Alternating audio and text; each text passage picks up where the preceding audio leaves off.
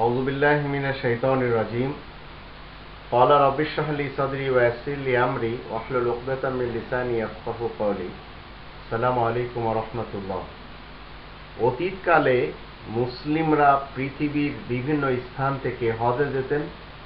কেউ পায়ে হেঁটে যেতেন, কেউ উটে সওয়ার হয়ে যেতেন, কেউ বিভিন্ন চতুষ্পদ প্রাণীর উপরে সওয়ার হয়ে আসতেন।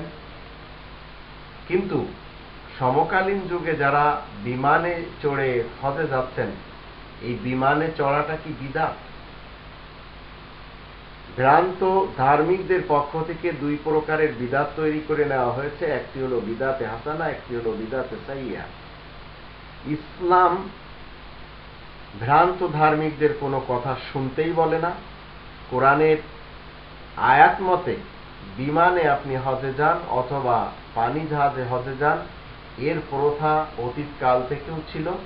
কিন্তু আগের যুগের বিমানের ধরন এত বেশি উন্নত ছিল না যা আজ রয়েছে। কোরআনের 16 নম্বর সূরা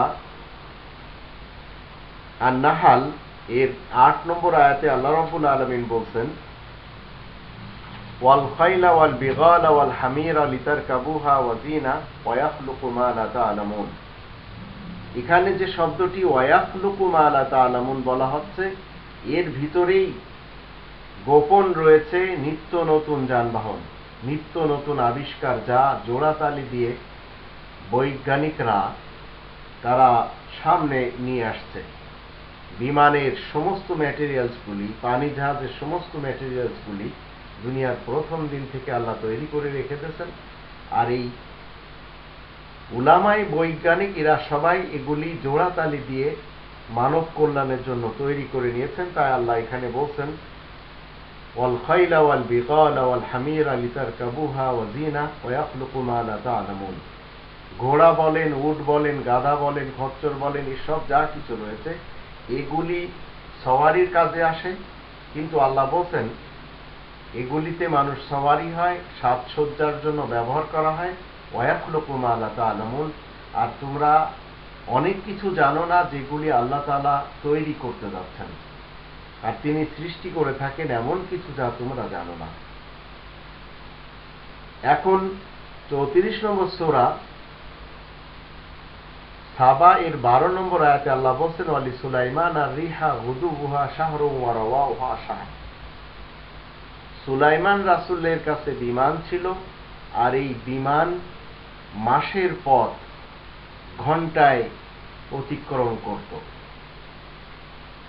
কোরআনে এই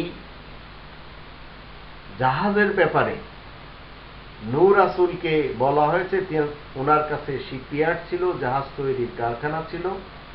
2 নম্বর সূরা আল বাকারার 164 নম্বর আয়াতে আল্লাহ বলছেন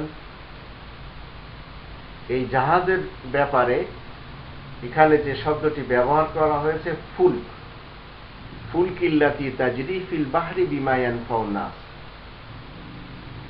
এই যে ভাসমান যে জাহাজ মানুষের কল্যাণের জিনিস নিয়ে ভেসে বেড়ায়, এগুলি আজকের না, দুনিয়ার প্রথম দিন থেকে ছিল।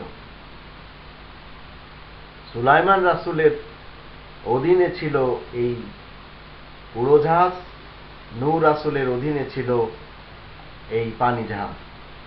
তো আজ যদি কেউ বিমানে কিংবা পানি জাহাজে হজে যায়, সে অবশ্যই যেতে পারবে। এখানে বিদআতের কোনো কথাই হতে পারে না যে ইসলাম এটা বিদআত।